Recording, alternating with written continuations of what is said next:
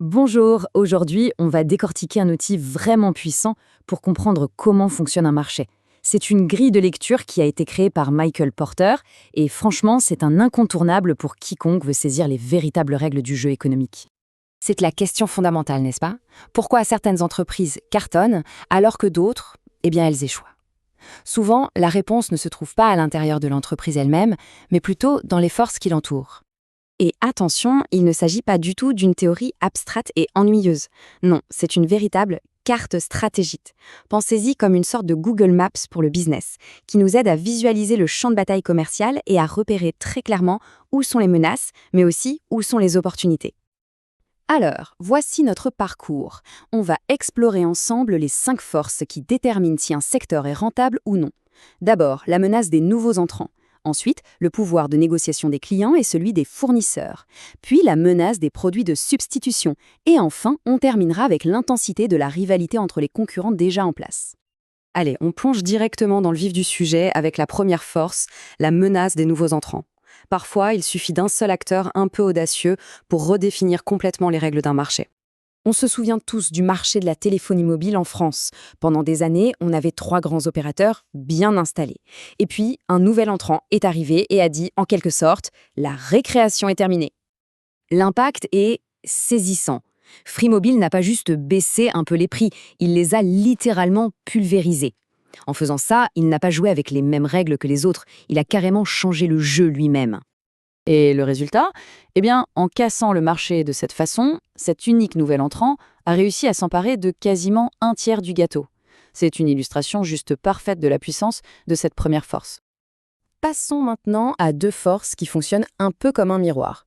D'un côté, le pouvoir de négociation des clients et de l'autre, celui des fournisseurs.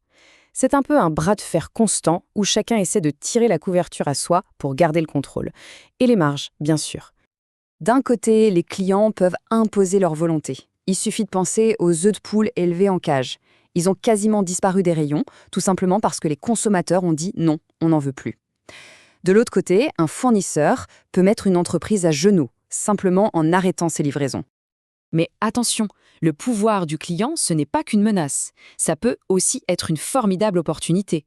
Si une entreprise sait écouter et s'adapter à leurs demandes, elle peut complètement transformer son offre. Voyons ça avec un cas pratique.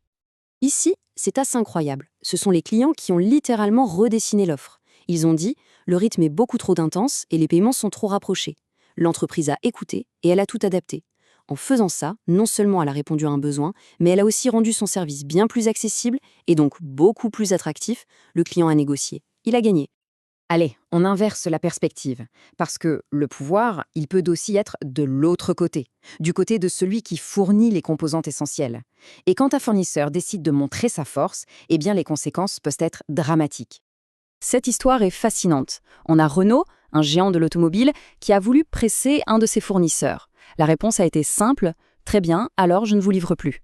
Et là, la chaîne de production s'est arrêtée net, coûtant une fortune chaque jour. Au final, qui a dû céder, c'est le client Renault. Ça illustre de façon éclatante le pouvoir immense que peut détenir un fournisseur clé. Une autre force absolument clé, c'est la menace des produits de substitution.